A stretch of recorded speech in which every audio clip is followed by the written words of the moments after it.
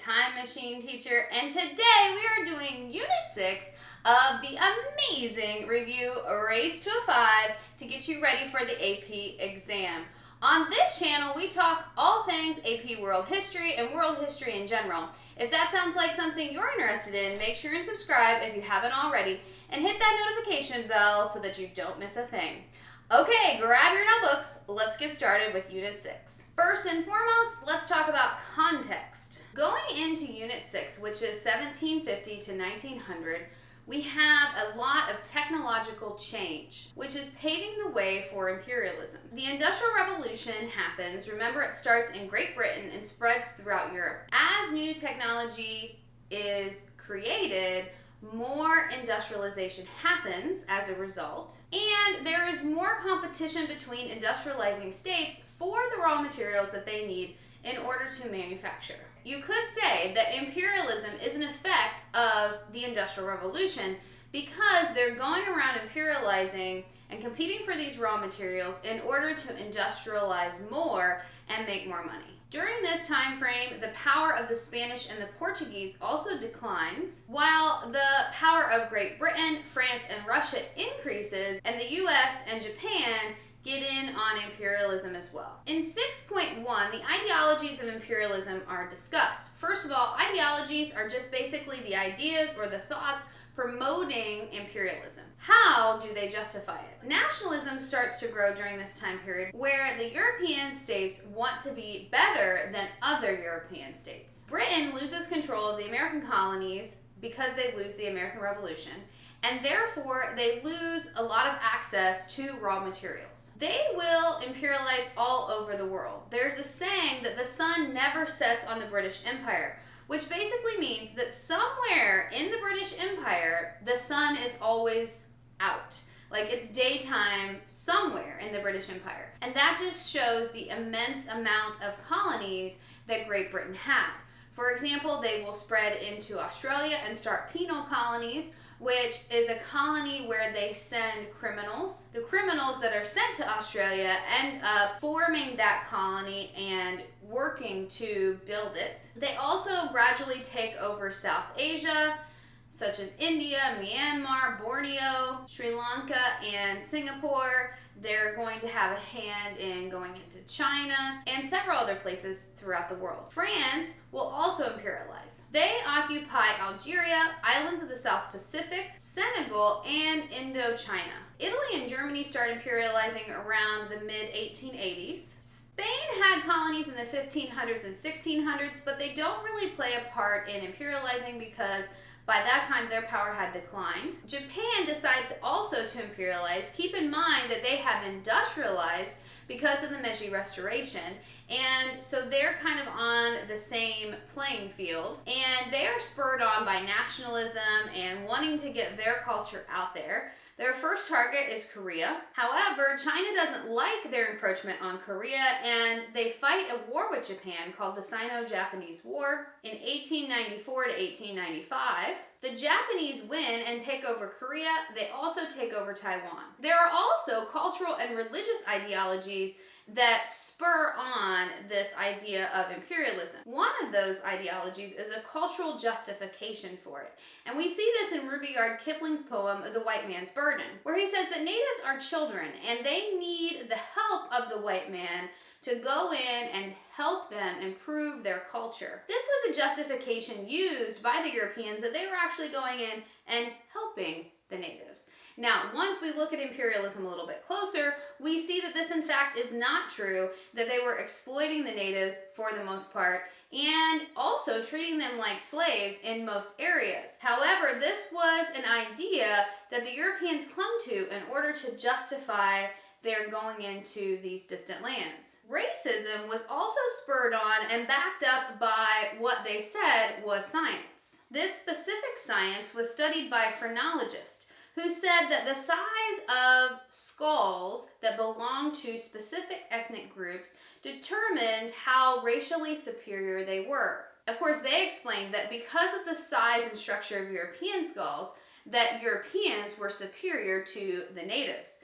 That was later proved false, but this idea kind of stuck around and helped justify the Europeans' takeover during imperialism. Another ideology that came about was social Darwinism, and this was influenced by Charles Darwin's idea of the survival of the fittest. In social Darwinism, they liken that to the best race of people that is superior to others will survive, will be better with certain things, or be superior, and that because of social Darwinism, those superior races should rule the other races. This, of course, was a very racist ideology and not at all true, but because Europeans were more advanced, they felt as though they were a superior culture. Never mind that a lot of those inventions came from China and the Middle East, and that there are theories as to why the Europeans were able to become more advanced than other people during that time.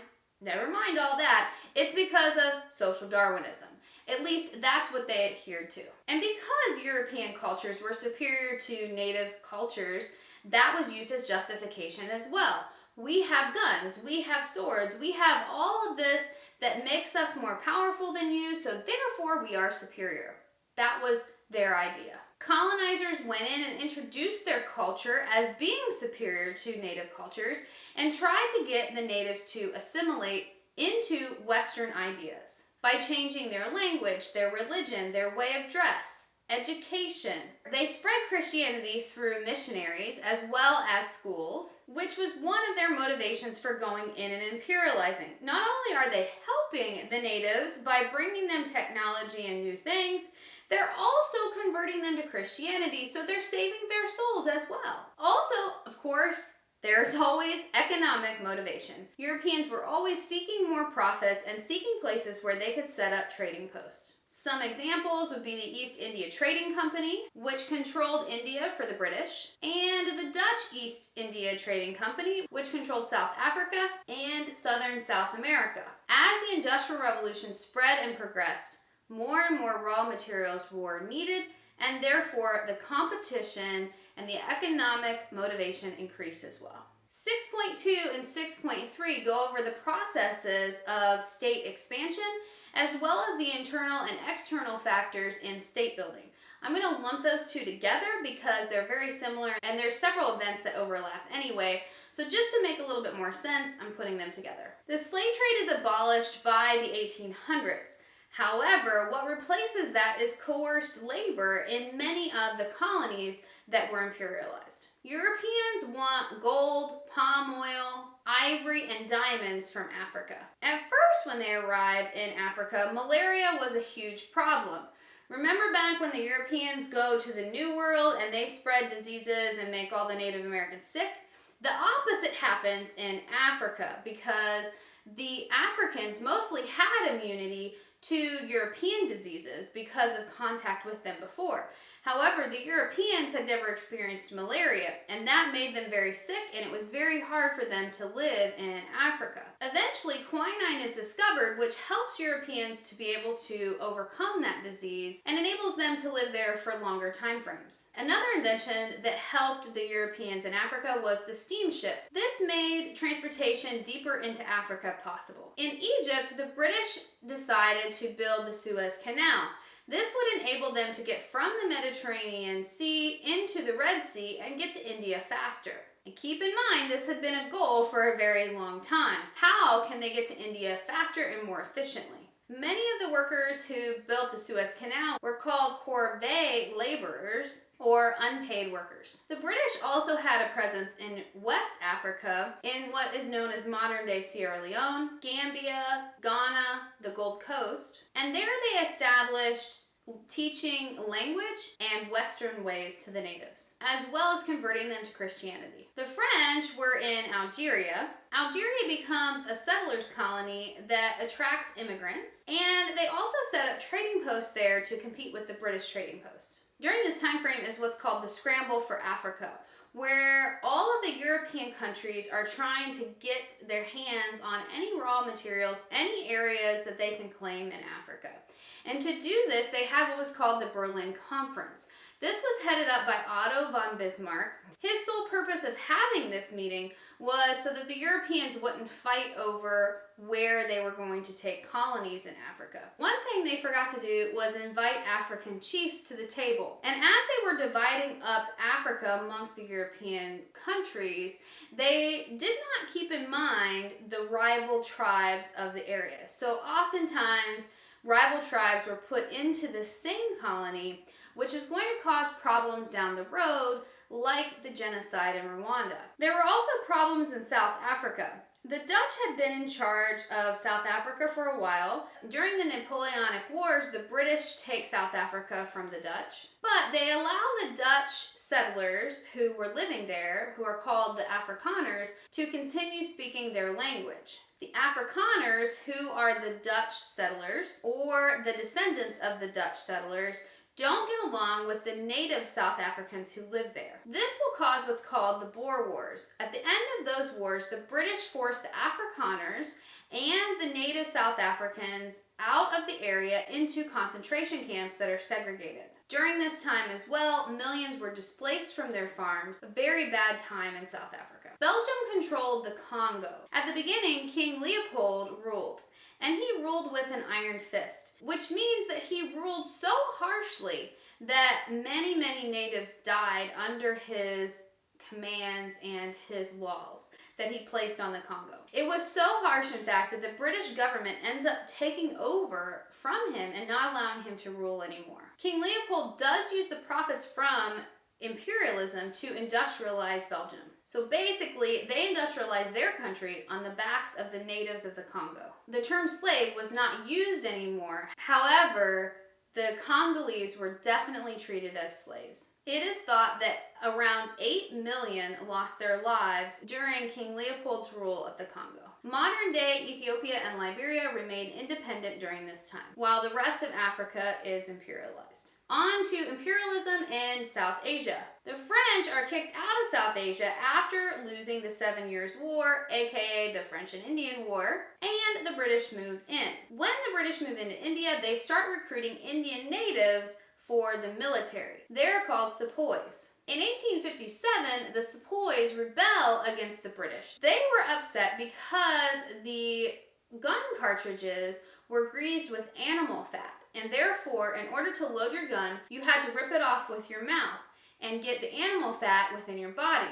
This is a problem for Muslims because they don't eat pork. It's also a problem for Hindus because they respect the cow as the sacred animal. Not only were they upset about the greasing of the cartridges, there was also growing resentment against the British for their general treatment of the sepoys to begin with. Therefore, the sepoys rebelled against the British. This rebellion was shut down by the British, but it was the first time that the Muslims and Hindus unite against a common enemy, and nationalism as seen as a result. In 1858, the British Raj was set up. It was a colonial government run by the British that took orders directly from the government in London. In 1885, the Indian National Congress was formed, which was originally set up to air grievances to Britain from the colonists, but eventually will lead to wanting self-rule. On now to imperialism in East Asia. Let me set you up with a little bit of timeline with what's going on in China, and then we'll talk about the events a little bit more in depth. China is very isolated from the rest of the world. They try to keep the Westerners out. However, the First Opium War starts because the British want to be able to get in and trade more, and the Chinese are saying no. That happens from 1839 to 1842. The British win, and as a result, get more access to China to be able to trade opium and other items. Despite the fact that the Chinese government doesn't want this to happen, because they lose the war, they have to allow it. The Taiping Rebellion then happens from 1850 to 1864, which we'll talk about in detail in just a minute. While that is going on, the Second Opium War occurs from 1856 to 1860. The British end up winning that as well, and opening China to even more trade and outside influence. The Boxer Rebellion occurs in 1899 to 1901, and spheres of influence influence will be set up in the late 1800s into the 1900s. Let's rewind a little bit. First Opium War, we know happens because the British want to go in and trade more, and the Chinese won't allow it. Because of the treaty that was signed, China is opened up more to the outside world. The Taiping Rebellion occurs in 1850 because of internal challenges within the Qing dynasty. It's led by a guy named Huang, who has a religious experience where he believes God tells him to lead this rebellion. His following increases with peasants and workers who are working under horrible conditions in China and want to rebel against that. The Qing dynasty shuts it down with the help of Western powers in 1864. It gets much worse because during the rebellion, the Yellow River floods and causes a huge famine. Farms are destroyed in this flood, and therefore many people are starving. Also during the rebellion, the Second Opium War breaks out. So the Qing dynasty has to deal with this as well. And if that were not enough, the bubonic plague also breaks out during this time within China. More than 20 million Chinese died throughout this time frame. And it eventually leads to the end of the dynastic rule in China. They definitely lost the mandate of heaven. The Taiping Rebellion ends in 1864. The Boxer Rebellion starts in 1899. This one was led by the Boxers, who were an anti-imperialist group and supported by the Empress. They set out to rid China of foreigners and Christians by killing them. The dynasty suffered a great defeat from this, and as a result lost legitimacy. Spheres of influence start to be established within China, where the French, the British, the Russian, US, and the Japanese come in and take over areas economically and ask for the same trading privileges that Great Britain has. Let's go back to Japan for a minute. As we said before, they industrialize in the Meiji Restoration. They want to imperialize as well. They encourage the Colonization Society, which sent contract workers to places like Hawaii and Guam, empires in East Asia, and colonies in Latin America. In Southeast Asia, the Dutch East India Company, say that 5 times, took control of the Spice Islands from the Portuguese. The Dutch government eventually takes control from the Dutch East India Company because they were corrupt, and their large plantations produced cash crops for the Dutch. The French have rubber plantations in Laos, Cambodia, and Vietnam, which as a whole is called Indochina. The British also have a presence in South Asia, in Malaya, where they grow cash crops for profit, and eventually Malaya becomes the largest rubber producer. The US also gets in on imperialism. President James Monroe comes out with the Monroe Doctrine, which is basically telling the Europeans that they cannot interfere with anything that's going on in the Western Hemisphere. They have to basically keep their nose out of it. There were also problems within the US with Native American tribes. One example was the Cherokee tribe, who at the time lived in the southern US area. This tribe was unique in that they tried to assimilate to Western ways by changing their style of dress, learning English, educating themselves in English ways, also making a written form of their language, learning to farm, and they were told that they would be able to stay on their lands because of that. Unfortunately, gold was found in some of the areas that they lived, and suddenly their land became even more valuable to the U.S. That's when the Indian Removal Act was issued by President Andrew Jackson, which has been a huge debate lately because there are several who would like to see his face taken off of the $20 bill because of his actions with the Cherokee and the Indian Removal Act as a whole. Despite the fact that they had assimilated, they were removed by the Army and sent to Oklahoma on what was called the Trail of Tears. It's a very dark time in U.S. history for sure. There was also resistance among the Paiute Native Americans. They thought that they could drive the white people from the land if they asked their ancestors' help through what was called the ghost dance. Unfortunately, this did not work, and the Native Americans as a whole were eventually driven out, killed, or put on reservations. During the time of imperialism, there was also a war between the US and Mexico, where we took land from Mexico in the Southwest, a concept called manifest destiny, which justified the expansion to the West The U.S. government claimed that it was our destiny to expand all the way to the Pacific, and it didn't matter what stood in our way, we were going to get there. The Spanish-American War also takes place during this time, with the U.S. winning and gaining Guam, Cuba, Puerto Rico, and the Philippines. The Hawaiian monarchy is overthrown by American planters, and Hawaii would become a part of the United States in 1900. When President Roosevelt became president, he was a big activist for social Darwinism, and that was the justification that he used to be able to go in and get any Latin American country that was unstable. There are 3 types of imperialism I feel that it's important that you know.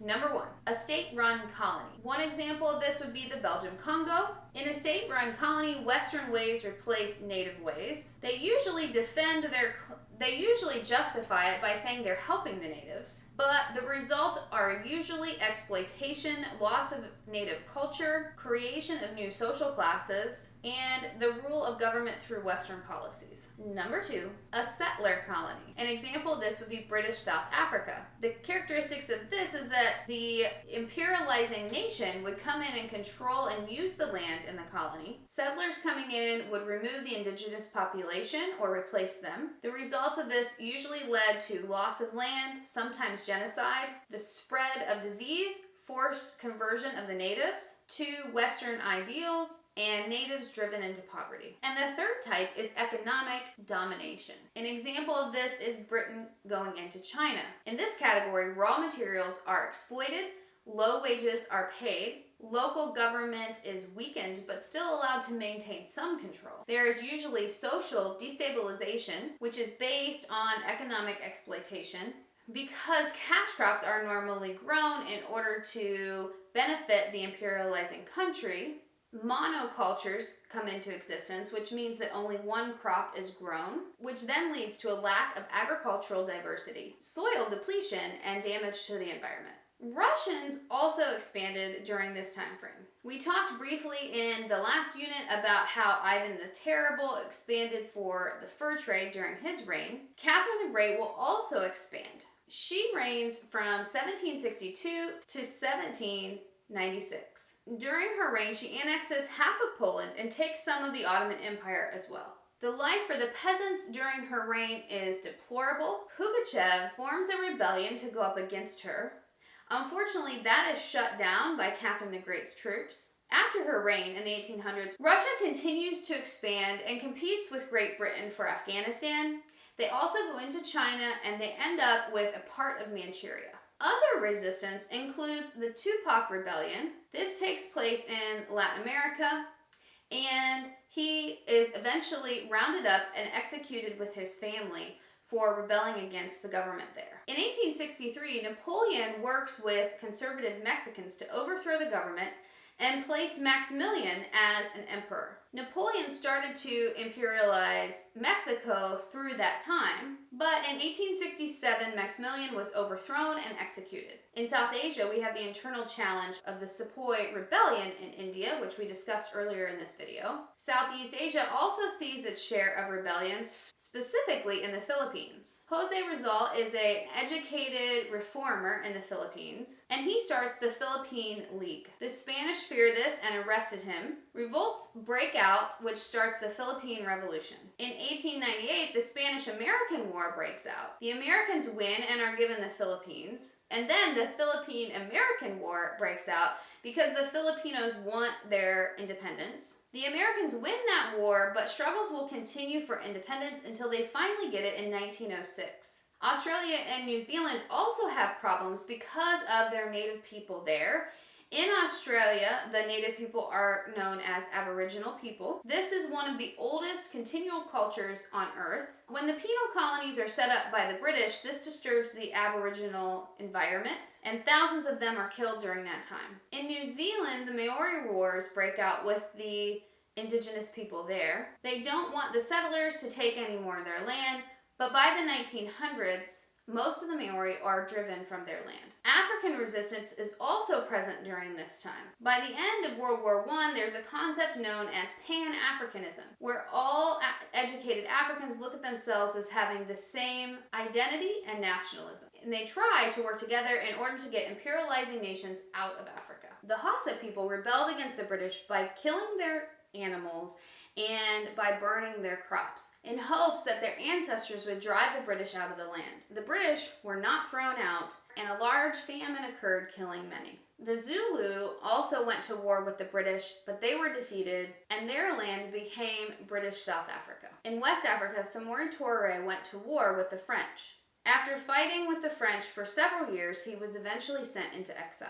All indigenous responses usually led to rebellion against the imperial powers, which were then usually shut down by the imperial powers because of their superior weaponry and technology, as well as their resources. Moving on now to 6.4, which is about environmental factors of imperialism and how those factors contribute to a global economy during 1750 to 1900. The Industrial Revolution definitely affects travel and communication. It improves it. Railroads, for example, is one way these improvements happen. Railroads were needed to get from the interior to the ports in order to ship raw materials. Because few roads were available, railroads become even more important in order to do this, and this was one of the ways that the imperial powers claimed they were helping the natives. Cecil Rhodes is one example of this. He invested money in a railroad to connect Cape Town with Cairo. Workers were native Africans and were paid very little in order to build this railroad. Steamships were also very important, however, they required a lot of coal in order to run. So they could only travel limited distances at first, but by the 1870s they were more advanced. Steamships greatly helped in South Asia and in Africa. The telegraph also made it possible for information to travel instantly, so it improves communication drastically. Most of the places that the imperial powers were going into survived on sustenance farming, which means that they grew just enough for them to eat and sell a little bit. However, that changes when the imperial powers go in and want them to start growing cash crops, such as tea, cotton, sugar. It reduces the amount of food available in the colony and sometimes increases the price of food or results in a famine. Because of raw materials being exported, the export economies grew in the colonies. Cotton was a big export going to Britain because they had a high demand for it. At first it comes from the US, but during the Civil War they start to get more of their cotton from Egypt and India. Rubber was taken from the rubber trees in South America. Natives were forced to extract it, and rubber barons were the ones that were mainly making the money off of this. The natives worked in slave-like conditions under the rubber barons. Palm oil was used to oil the factories of the Industrial Revolution as well as make candles. It is an important cash crop of West Africa. Palm oil plantations were established there. Ivory coming from Africa became piano keys and billiards and knife handles for those in Europe. Minerals around the world such as silver in Mexico and copper in Chile and the diamonds in Africa were sent as exports to the imperializing nations. Cecil Rhodes owned De Beers Diamond Company and controlled 90% of the world's diamond production. Rhodes later becomes the Prime Minister of South Africa, where his racist policies will eventually pave the way for apartheid, which was the separation of the races, much like segregation in the United States. Global consequences of the Industrial Revolution led to many things.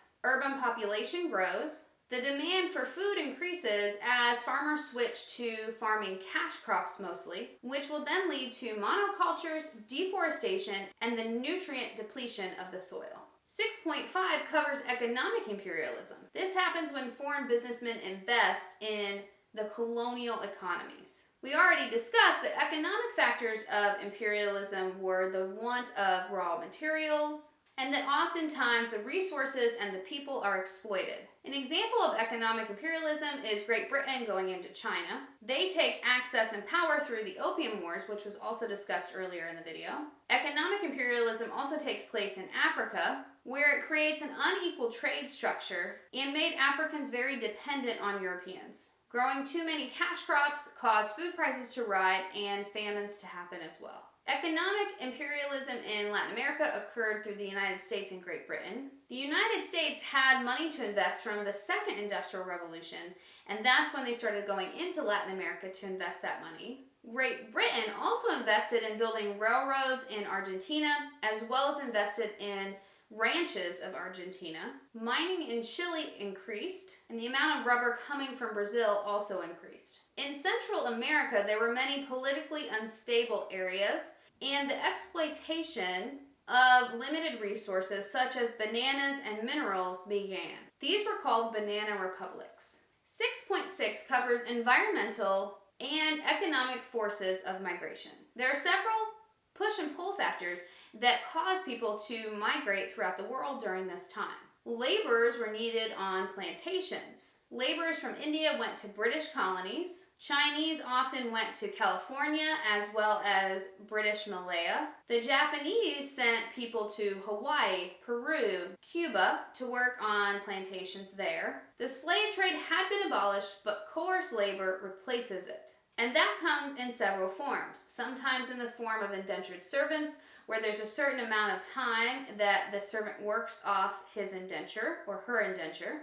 Asian contract laborers, where laborers are often forced or tricked into servitude and treated very harshly in the process. The British and the French both had penal colonies where they used criminals for labor. The British in Australia, the French in Africa, New Caledonia, and French Guinea. As a result of all this migration, a diaspora happens, which is the spreading out of people throughout the world. Poverty is a push factor in which people are pushed out of wherever they're living in order to find better and higher standard of living.